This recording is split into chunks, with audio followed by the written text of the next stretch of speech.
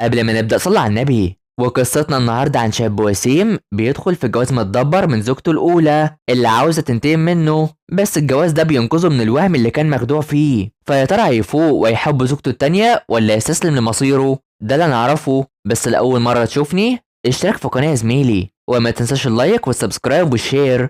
ويلا نبدأ. الجزء بيبدأ مع نو وهي بتتقابل في مقابلة الزواج بتاعها ده مع الشاب الوسيم ده واللي اسمه جون هو، وهي بتكون شايفة في ان الجواز مش علاقة صالحة وانه مجرد تقييد ومفيش فيها رومانسية اصلا، وده على عكسه وبتكون هترفضه، بس بيعرفها في انها تكون زوجته علشان هو لسه له كام شهر ويموت اصلا. فبنروح لمقابلة لسيو مع نو وبتعرفها بنفسها وبتتفاخر قوي كده، بس نو بتكون مش مهتمه بيها اصلا، وانها كانت عارفه طالب انتحر بسببها وباينه في انها انسانه كويسه واكيد كان محتاج لعذر، وبيكونوا عارفين بعض من زمان، واللي بتكون شايفه في ان اللي عملته صح حتى لو الشخص ده انتحر. فجون غون بيوصل واللي بتجيله وبتعرفه في انها قابلت زوجته اللي كانت ذمتها من ايام الجامعه وبتخليه مصدوم وبتمشي. فبيروح لها بتعرفه في انها كانت هنا عشان تشرب الشاي بتاعها، وبترفض تخليه ياخدها للمشفى عشان هي مشغوله. فليه بتكون ماشيه وهي متضايقه وبترن على شخص عشان يعمل لها حاجه، فانا بتروح للبنت دي واللي اسمها يونغ، بس بتعرفها في انها حامل وجوزها ما يعرفش ومش عايزاها تكون عيله، وبتفكر في انها تتجوز تاني فعلا ولا لا، واللي هي عايزه دوهي اللي بتعرفها عن مكان تنقله، وبتعرفها في انها على طول كانت بتحلم بعيله، وانه بتنكر في انها ما عندهاش اي احلام، وبتروح تتابع المكان اللي فيه دوهي وبتتصدم لما بتيجي تمشي بتلاقي اغاني كان هم مشغلها. فاللي بتبعت له بتعرفه في ان اكيد نسا كان ايه تاريخ النهارده، واللي بتروح تفتكر وقت ما كانت حامل ومش حابه الحمل اللي حصل ده، ومن الواضح ان حصل بينهم حاجه خلاهم كده، وبيروح يرن عليها بعد ما بعتت له صوره خاصه بابنه اللي كان هيجي وبيحزن عليه جدا. فبيفتكر وقت الحادث اللي حصل لها وانها سقطت بسبب الحادث ده، وبياخد مهدئ عشان يهدى شويه وينام، واستمتعت نو ليه ومش بتدخل خالص. فبيعدي اليوم وبتروح تفك الخياطة اللي حصلت ليها وبيكون بيتألم بدلها، بس هي بتطمنه وبتلاحظ في انه مرتبك جدا وخايف، وبيكون عنده فوبيا من الاسانسير وبتخليه يركز في اي حاجة حوالين منه عشان يهدى شوية، وبيعمل ده بيمسك نفسه شوية فعلا. فبيخلص وبيروح عشان يجيب الأدوية بتاعتها، وبيفضل طول ما هو ماشي باصص على ايدها المتصابة دي وشايف انه مش هينسى شكلها خالص، وحابب شخصيتها دي اللي مش بتشتكي كتير، وعشان كده بتعرفه في ان لو بكره معلوش اي حاجه فيعملوا فرحهم بقى، وبتخليه مصدوم واستملي مستنياه وهي متضايقه على الاخر وعايزاه يحس ويتألم كعادته. فبنروح لتشول ومع زوجته كانغ اللي متضايقه من كل حاجه في حياتها وخصوصا انها بتعاني ماليا الايام دي. فبنروح لهانجون غوون وهو بيفكر في الزفاف، بس بتكون مطمنه في ان دي حاجه روتينيه بس مش اكتر، وبيروح يفكر ازاي يعمل كده، وعاوز تشول يجي ويحضر كشاهد على الزفاف ده. فبيخلص وبيقابل ليه وبيعرفها في ان نو اتجرحت بسببه وشايفه في ان في بينهم انسجام، وبتديله الصور اللي كانت بينهم وخصوصا الجنين اللي كان اسوأ ذكرى بينهم، وعاوزاه يرجع يعاني وانها بتديله الادويه دي عشان يتخلص منها، وبيعرفها عن ميعاد زفافه اللي بكره وهيعمل لها كل حاجه. فتشيل بيشوف التعليمات للشاهد وبيسخر منها، وسط منو بتجهز نفسها عشان الزفاف، وكمان هان وان سيربط ربطه العنق بتاعته، وعشان كده بتروح تساعده ويخططوا يقولوا ايه للناس انهم اتاخروا في الزفاف، وبتعرفوا عن مهاراتها اللي معجب بيها وبتخليه يتخيل انه لابس البدله السوداء دي على روح ابوه اللي بيتمنى في انه يموت، وبتخلص وبتمشي. فهنا اللي بتكون قاعده وبيبعت لها في انه يوقف الزفاف لو هي رجعت بس بتطنشه، فبيروح عشان يتجوز منه عن طريق سيون، وبتعرفهم عن اللي يعملوه وانهم لو فسخوا فمش هيتقابلوا تاني، وبيقرر يمضي بالفعل وهي كمان بتمضي وبيبقوا ازواج رسميا. فبيعدي الوقت وبتروح تتفرج على الماتش كعادتها وبينضم ليها، وبيكون عاوز يعرف منها معلومات كتير عن الجواز وايه اللي بيستفادوا منه، فبتعرفه في ان ده زي سلوك الواحد بيلجأ ليه زي ما هو عمل كده، وبتخليه يفكر في كلامها وبيمشي، وبيروح يشوف مراسلاته مع ليه اللي متجاهلاها، وبيشوف صورة الجنين وبينام علشان التفكير اللي في دماغه ده يروح، بس فجأة بتخيل نفسه في انه في بحر وبيغرق ومتقيد ومش عارف يخرج من اللي هو فيه، وبيقوم على طول وبيكون ياخد العلاج بس بتراجع وبياخد مهدئ احسن وبيروح ينام تاني جاهز يبطل يحلم بالكوابيس بتاعته دي، واللي بيسمع صوت نويا بتطمنه في انه هيكون كويس حتى في احلامه. فبيعدي اليوم وبيفوق وبيروح يفطر معاها وبيجي يتكلم على امبارح بس بيرفض، وعشان كده بتقترح عليه في انها تنام جنبه زي ما ده حصل، والحقيقة في انها كانت معاه اصلا، ومن دلوقتي بتقرر في انها تنام جنبه على السرير، بس هو بيكون رافضها وشايف نفسه في ان في حالة انهيار ومش عاوز يتحمل مسؤولية اللي حصل، وعاوز كل حاجة ترجع وبيزعق، وهي بتتعامل معاه بهدوء. وبيروح يمشي شوية بالعربية بتاعته وبيسمع التسجيل ده وبيلاقي اللي وراه ولسه بباله، ومش عارف الست دي عايزة منه ايه. فانه بتصور الأدوية وعاوزة تبحث عنها، وبتروح لبيتها بتجهز الطعام، وكون بتكون شايفة في انها رجعت بدري، وبتروح تاكل من طعامها وبتمشي على طول وبتخليها تاكل لوحدها. ولما بتمشي بتبعت لشخص عن تحركاتها، فبنروح للشخص ده واللي اسمه سيونغ، وهو بيعلم ليو كانغ ازاي يصنع الزهور ويزينه، وبتكون مركزة معاه. فكانغ بتطلب منه يزين الكيكة دي باسم تشول وبيعمل لها فعلا.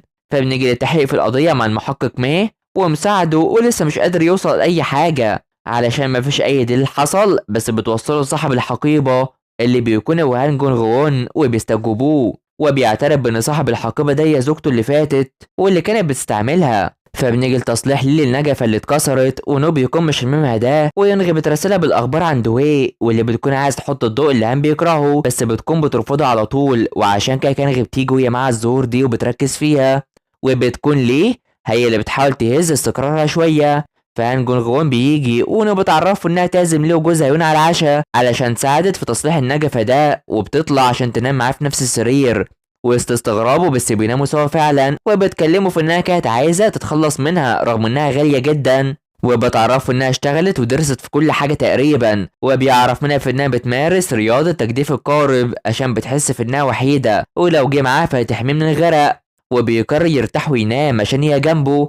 فبيعدي الوقت واللي بتكون شافت اوضتهم اللي هيناموا فيها اصلا، بس بتروح تشوف يون وهي معاه السلسله دي، وبتكون عارفاه ومش طايقاه خالص عشان من الواضح انه كان السبب في حاجه. وبيروح عشان يتعشوا، وبيكون الوضع صامت بينهم كده، وبتديله الطعام اللي فيه طماطم دي، وشايفه في ان نو بتكرهها وبتروح تتقرب من هان وبتحاول تاذيه وبتقربها منه. بس نايوم بيعرف انهم عارفين بعض من 30 سنه، وبرغم كده ما فضلوش مع بعض غير سنتين، وبيسخر من جوازهم ده. وبتكون لسه محاول يتكلم عنهم عشان يضايق فهان اكتر، فبيخلص وبيروح يتكلم معاه عن عمله، وبيعرفه انه بيحب ليه، وبيخلصوا وبيقعدوا يشربوا سوا.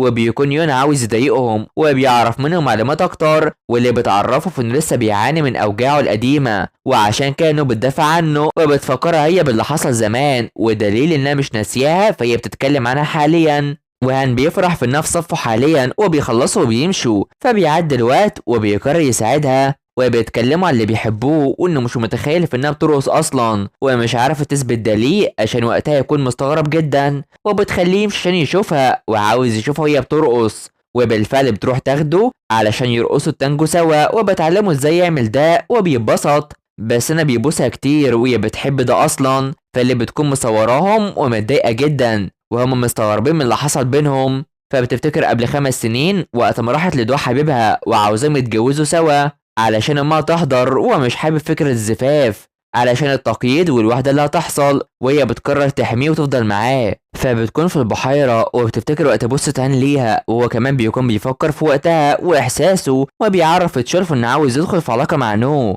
فهي بتكون بتشوف اصل العلاج ده ايه، وبتروح تبص على النجفة دي واللي متابعاها طبعا. ويوم بيجي لها بيديها قلادة وشايف انها اتصرفت وحش بسبب ان نو بتضايقها وتفضل متابعاها جدا. فبتروح تشوف شهادته وبتلاقي سلاح موجود. فبيعدي الوقت وبتقابل جيونغ، وبتكون عايزاه تخلي بالها من اللي بيتابعها ده، بس نو مش مهتمة. فهم بيكون بيتكلم على ان من وصول نو هو اتغير وبقى احسن في حياته وبينام كويس ومحتاجها، وبيروح يفكر في مراسلتها اصلا، في حين ان يوم بيكون معاها وعاوز يتعاون معاها علشان عاوز يكون معاها على طول، وبتأكد على انها تقابله، وبيقرر يتعاون معاها فعلا. فبتروح تقابله في المطعم ده اللي بيفكره بزمان، وبيحكي لها عن حياته وعن امه اللي كانت بتعلم من ابوه، وكان ضربها عشان اكلت من غيره وهي كانت بتستحمل، وعشان كده بتمسك ايده وبتهون عليه علشان الحساء ده بيفكره بالموت، وبتهون عليه زي العقد اللي بينهم. فالسونغ بيعطي تشيو الهديه اللي من كان غدي، وبيتكلم على هنا انه معجب بالموسيقى.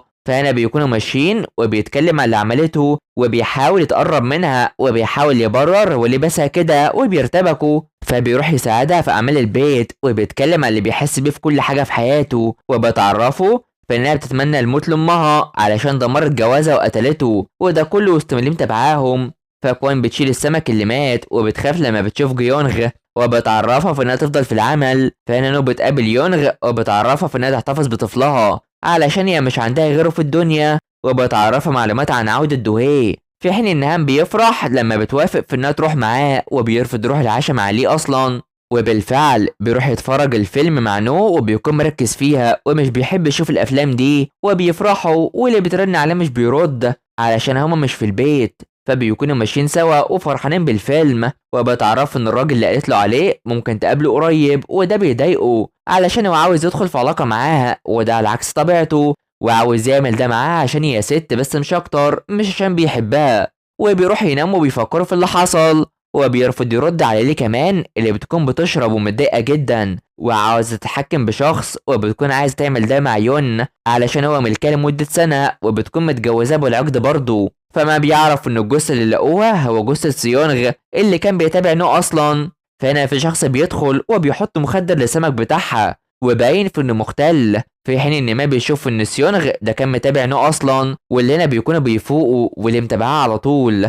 وبتروح تودع يون اللي بيطمنها وبتمشي عشان تروح للدكتورة دي مع كانغ، واللي بتكون دعت نو انها تيجي وبتجمعوا سوا، واللي بتسألها عن هان وعشان كانت بتكلمه، وبتحاول كل واحدة تضايق في التانية، واللي بتكون عرفت ان نقطة ضعفها الاحمر وبتتكلم على اي حاجة حمراء. فبيمشوا بيودعوا بعض، بس اللي بتخليها تعمل حادث، وبتكون هي قصدها تعمل كده عشان تركب معاها، وبتتكلم معاها في انهم لازم يكون في بينهم اسرار زي علاقتها مع هان المؤقتة، وان هي اللي اختارتها لهان عشان التوافق بينهم مستحيل. وبتعرف انها عايزة تعذبها اكتر، وبتعرفها في انها مؤقتة في النهاية، وبتخليها تروح تحلم بكل حاجة، وبتقوم مفزوعة من الكابوس ده وبتبص للنجفة اللي فيها كاميرا اصلا. وبترجع تاني بس هان بيفوق، وبتروح وبتقرر تبوسه وبتدخل في علاقة معاه، والجزء بيخلص على هنا. فما تنسوش اللايك والاشتراك في القناة وتفعيل الجرس حلوين علشان يوصلكوا الجزء الجاي. تابعونا، سلام.